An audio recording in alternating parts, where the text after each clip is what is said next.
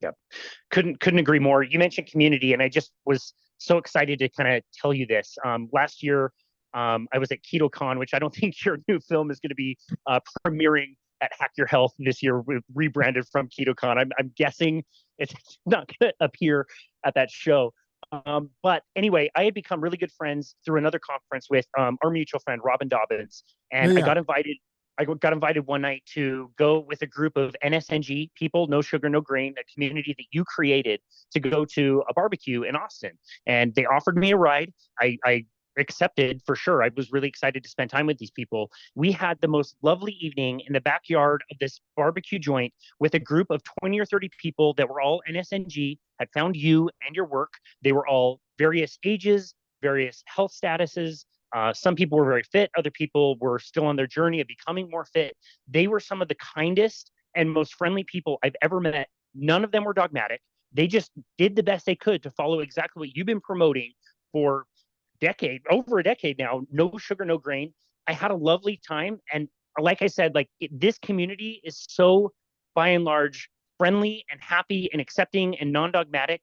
I really, really appreciate that you created this community and help kind of set that up. I think it's wonderful. Yeah, from the beginning, because I took it from working with my clients, for decades before that in Hollywood, and said, okay, I'm sending this out to the general public, but I want to make sure that people don't look at this as a diet, because diet, once you put the D word in there, then, now once you give someone a diet, the first thing they do is, okay, how can I work my way around this diet? What can I do to cheat? Right. And that's kind of what this fourth movie is about. It's like guys like me created this low carb movement online. And then the first thing that happens is industry comes in and goes, hey, you can start cheating.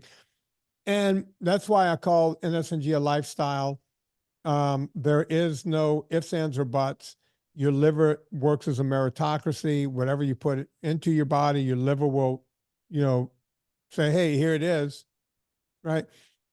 I'll give you an example of that. There's this woman who she lost, I want to say she was right at 90 pounds weight loss. And she works as a school teacher or something. She doesn't have all the money in the world. So she couldn't set up, consults with me. I do these consults and people can call and set them up. She couldn't really afford that. But I saw the woman was coming along, and I quietly help those people. And I'll get their email address or their phone number, and I'll text them and write to them and this kind of thing. Well, at some point, this woman started backsliding. She was 90 pounds down. She still had about 125 pounds to go, right? So you go, oh my God, 90 pounds. Oh my. Yeah, but she wasn't halfway yet. And she started gaining some weight back, and she started sliding backwards. She had like an 11-pound backslide. And I said, what's going on? She goes, oh, work is stressful, the kids, the dog, blah, blah, blah, blah, blah. And I started eating sugar again. I'm on the sugar train and I can't get off. It's an addiction, Casey. And I said, I'll tell you what. I said, when was the last time you had sugar? She goes, I just ate donuts just now. They bring them into work. They're right there. I'm stressed out. I just hammered a bunch of donuts. And I said, okay, what time is it right now? And she goes, it's 6 p.m. Where I don't know where she is I know where she is, but she's not on my time. I said, okay, can you go 24 hours? Can you give me 24 hours of being clean? And she goes, I think I can do that. I said, I want you to give me 24. Please give me 24 hours. And she said, absolutely. I said, I want you to text me 24 hours. She did. She goes, I've been clean for 24 hours. And I said, okay, let's do another 24. Long story short, we've been doing that every single day in, day out, weekends, everything for about 3 months. And the woman hasn't had sugar in 3 months, and not only gained back the 11 pounds that she lost back the 11 pounds she gained, but she's now moving in a direction of losing that last 125 pounds. She's lost a lot of weight, but it's one day at a time. It's one day at a time. And people go, you like what you do? It's like, Oh yeah. When I could get people like this and just be there and help them. Yeah, I'm good. That's a life well lived. It's amazing. Wow, that's amazing. Yeah, exactly what you're describing is addictive behavior. I follow a fairly strict carnivore diet. That's just what works well for me. I don't do well with most carbohydrates. I just don't. And sometimes, very rarely, but every few months, I might go off a little bit. And a reason recently that I went off, it was a few weeks ago, and I was craving peanut butter burgers, which I don't know if you've had one. It sounds kind of gross, but it's like a normal. What the heck? Because I love peanut butter, so do tell.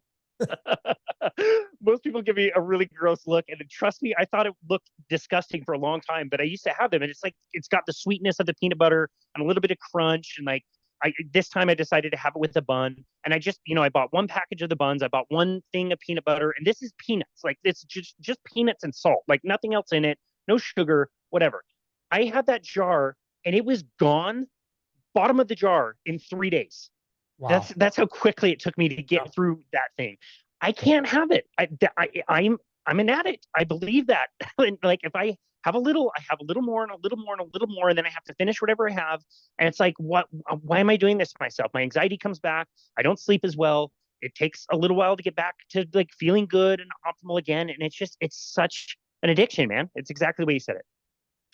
It is, and I'm no better than anyone else. I have a sugar addiction. That's why people go, "Oh, you're so stoic. You could just stay away from sugar." It's like, no. I'm like an alcoholic. And I know this because there are two people in this world that I love who are both, I call them former alcoholics, but former alcoholics still call themselves alcoholics. One's been sober for 38 years and the other one for, I want to say 16, 17 years. He's been going for a while. And I follow, since they're very close to me, I follow what they do in AA for my own addiction to sugar. That's why I stay away from it. But unlike them, they can never have a drink. Every now and again, I'll sneak a little sugar, but it's very well controlled, right? And it's literally like twice or three times a year.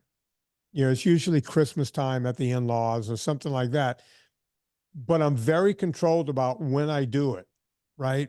And I don't do, well, once a month or once a week, I'm going to have a cheat. I cannot do that. I cannot cheat once a week. As a matter of fact, we haven't talked about it on this show, but for your audience, I'm going through chemotherapy again because of chronic leukemia. And I've been so spot on. I mean, I just told my wife, because I can't leave the house. I can't be in public because my immune system is shot.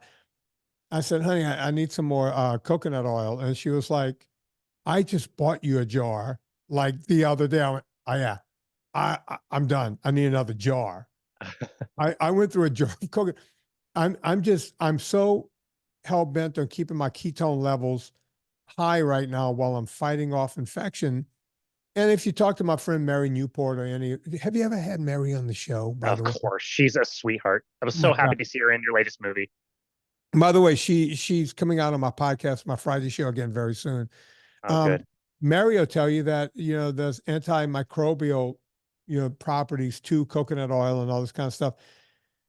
I've been eating that through my, going through my cancer thing again, like there's no tomorrow, right? Just keeping my ketones way higher than I normally would. And, whenever I talk to my doctor and the nurse, how are you feeling? How are you doing? Say, oh yeah, today I did 90 minutes of aerobics, and they're like scratching their heads going, you did what? All the way through chemo. Now, there were a couple of days where I was so down and, as I like to say, my dick was in the dirt, man. But for the most part, I've been on my spinner and my Concept 2 rowing machine. Just, yeah. And by the way, right after this podcast, that's what I'm getting ready to do, is go do 90 minutes. I couldn't do this the last time I was on chemo 17 years ago, because even though I was doing this with my clients, I was trying to eat every bit of carbohydrate that I could because I just wanted to keep feeding myself, if that makes any sense. Yeah. I'm doing a lot better on just being in downright total ketosis this time. Wow. You know? Yeah. Good for you, man. You look great. If you're listening and not watching, Vinnie looks completely healthy. Contrast that to my mom, man. Her late 30s, she was diagnosed with cancer. She was gone by 46. It was Oh, 7.5 years of treatments, and we switched our diet to a healthier diet. And so the white bread was gone. In was the wheat bread. The skim milk was there. Anything that was low fat was totally fine. So we always had the Twizzlers. I've said this before on the show. We would bring her during her chemo sessions. I remember bringing her the giant things from Starbucks that were basically the apple cider mixed with like caramel, just giant warm sugar bombs for her chemo treatments. And she was not on her spin bike or her rower or doing any of that stuff. It was a lot of fatigue. There was a lot of days of coming home from school and us making our own lunches and snacks and things like that, all low fat, high carb. Like it was the absolute worst thing that we could have done. It's all we knew at the time.